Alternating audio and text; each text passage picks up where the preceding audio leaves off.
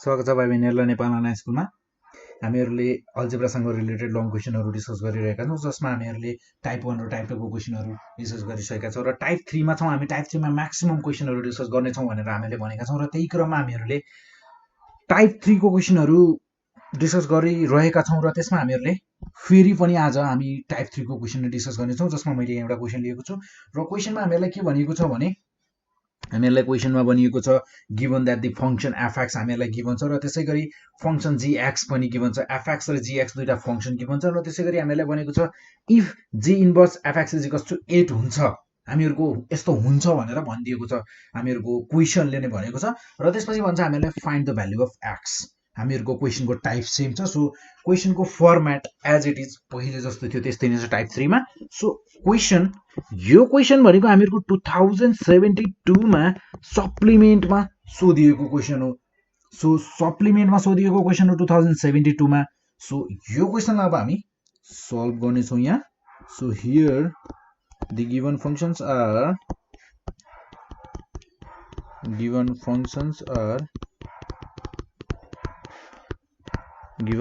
Are हामीहरुसँग छ fx is equals to 3x minus 7 and gx is equals to 5x plus 2 by 3 र त्यसैगरी अब हामीहरुलाई गिवन कन्डिसन छ र यो गिवन कन्डिसन अनुसार हामीलाई g इन्भर्स x चाहिन्छ। सो हामीहरु g inverse x first of all calculate गर्छौं। नाउ हामीहरुको g इन्भर्स x हामीहरुलाई त्यसको लागि हामी let y is equals to gx र हामीहरुको gx भनेको छ 5x plus 2 by 3, ठीक छ। देन और y is equals to 5x plus 2 by 3, then interchanging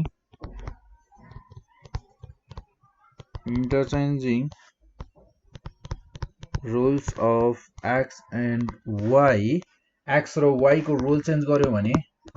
we get x is equals to 5y plus 2 by 3, जसमा हामीहरु यसमा क्रस मल्टिप्लाई गर्न सक्छौं। So 3x is equals to 5y plus 2 हुने भयो, जसमा हामीहरुको यहाँबाट हामी y लाई क्याल्कुलेट गर्छौं। y को लागि 3x मैले प्लस 2 लाई लेफ्ट साइडमा ल्याए भने यो हुने भयो minus 2 5y, therefore y is equals to हुने भयो हामीहरुको 3x minus 2 by 5, that is यो भनेको त हामीहरुको फंक्शन gx को इन्भर्स हो। then inverse of gx is equals to 3x minus 2 by 5. so again हामीहरुको क्वेशनले के भनेको थियो, अकॉर्डिंग टु क्वेशन हामीलाई क्वेशनले एउटा कन्डिसन दिएको थियो र त्यो कन्डिसनलाई अब हामी यहाँ युज गर्छौं। So according to question we have हामीहरुसँग छ if g inverse fx is equals to 8, g inverse fx is equals to 8 हुन्छ भनेर भनेको छ र त्यसैगरी हामीहरुसँग fx फंक्शन पनि छ र fx फंक्शन भनेको छ हामीहरुसँग 3x minus 7। So first of all 3x minus 7 भनेको हामीहरुको fx फंक्शन भयो र त्यसैगरी g inverse x भनेको हामीहरुको छ 3x minus 2 by 5, जसमा हामीहरुको x को ठाउँमा एज अ इनपुट हामीहरुको g inverse x ले लिएको छ 3x minus 7। सो यो हुन जाने भयो हामीहरुको 3 into 3x minus 2 by 5, ठीक छ। 3x minus 2 सरी x को ठाउँमा हामीहरुको 3x minus 7 छ,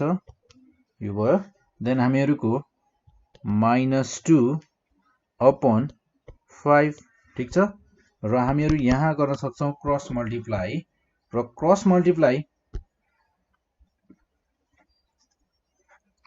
मल्टिप्लाई गर्दा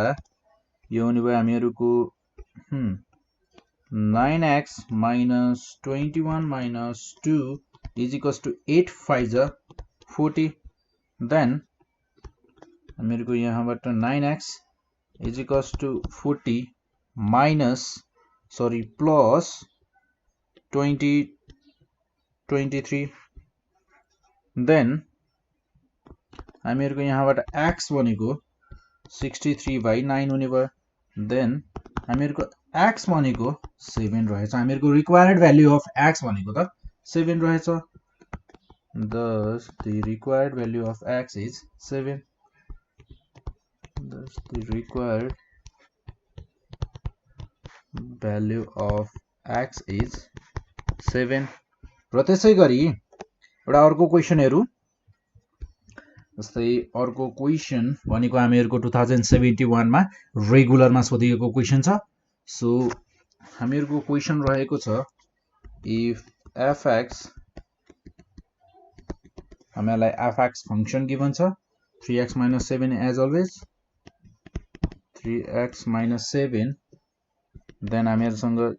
gx फंक्शन पनि छ र gx फंक्शन हामीलाई गिवन छ 4x - 2/3 र त्यसैगरी हामीहरुसँग छ f inverse x is equals to gx हुन्छ भनेर भनेको छ क्वेशनले हामीहरुलाई र find the value of x find the value of x हामीलाई दुईटा फंक्शन गिवन छ fx र gx र हामीलाई f inverse x is equals to gx हुन्छ भनेर हामीलाई क्वेशनले भनेको छ र त्यसैगरी हामीलाई भन्छ x को भ्यालु कति हुन्छ त्यो पत्ता लगाऊ भनेर भनेको छ सिम्पल छ सो यसमा हामीहरुको here given functions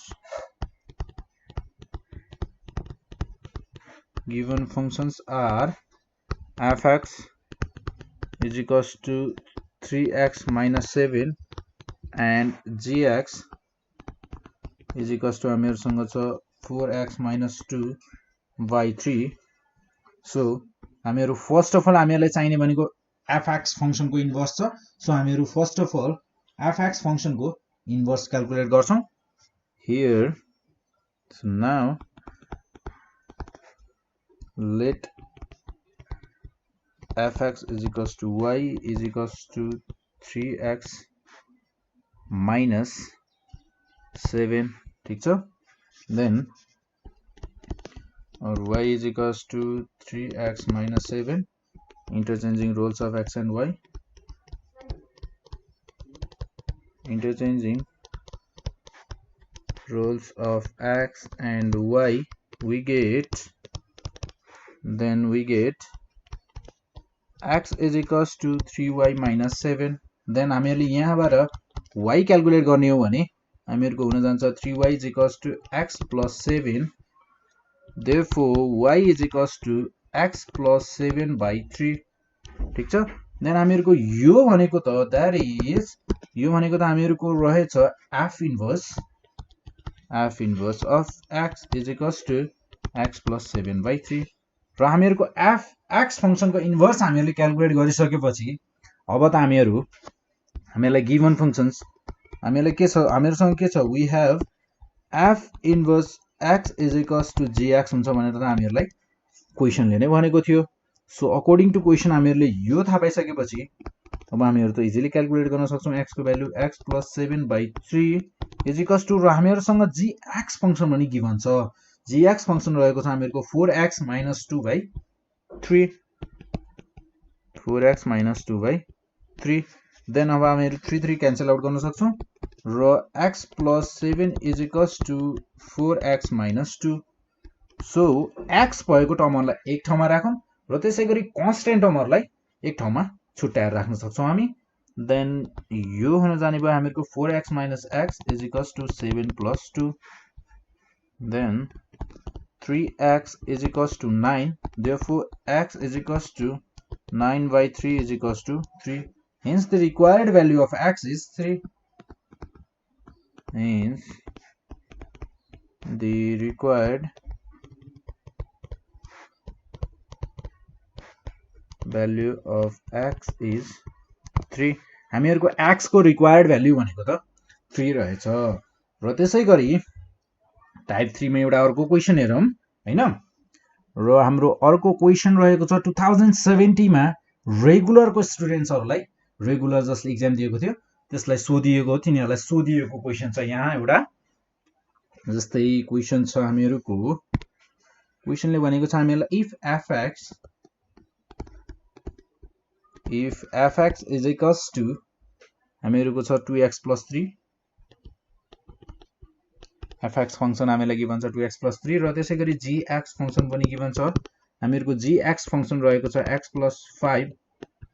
by 2 and f not fx is equals to हामीहरुको g इन्भर्स x हामीहरुलाई क्वेशनले गिभन कन्डिसन एउटा हामीहरुलाई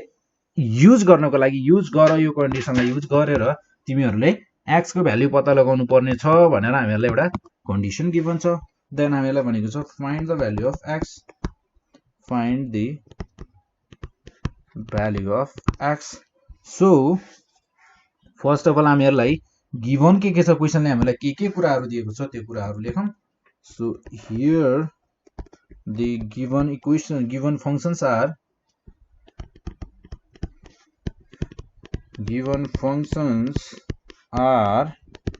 हामीहरुसँग छ fx फंक्शन गिभन छ हामीहरुलाई 2x plus 3 and हामीहरुलाई गिभन छ gx फंक्शन र gx फंक्शन छ हामीहरुको x plus 5 by 2 so हामीहरुलाई यहाँ चाहिने भनेको gx फंक्शन को इन्भर्स फंक्शन छ सो यदि हामीहरुलाई gx फंक्शन को इन्भर्स फंक्शन चाहिने छ भने फर्स्ट अफ अल हामीहरु त्यो क्याल्कुलेट गर्छौं so now let y is equals to gx is equals to हामीहरुसँग gx function भनेको छ x plus 5 by 2 then y is equals to x plus 5 by 2 interchanging roles of x and y interchanging roles of x and y we get x र y को role हामीले change गर्यौं भने हामीले के पाउँछौं त्यो हेरौं so x is equals to y plus 5 by 2 then यसपछि हामी यहाँ क्रस मल्टिप्लाई गर्दिन्छौं र क्रस मल्टिप्लाई गर्दा यो हुने भयो हामीहरुको 2x is equals to y plus 5 then हामीले यहाँबाट y को भ्यालु क्याल्कुलेट गर्दा y is equals to हुने भयो हामीहरुको 2x minus 5 then यो भनेको त हामीहरुको that is यो त हो हामीहरुको के हो यो g inverse x हो then यो हो हामीहरुको g inverse x is equals to 2x minus 5 so finally हामीहरुलाई क्वेशनले दिएको जुन कन्डिसन थियो त्यो कन्डिसनलाई अब हामी एप्लाई गर्न सक्छौं सो हामीलाई क्वेशनले दिएको छ we have according to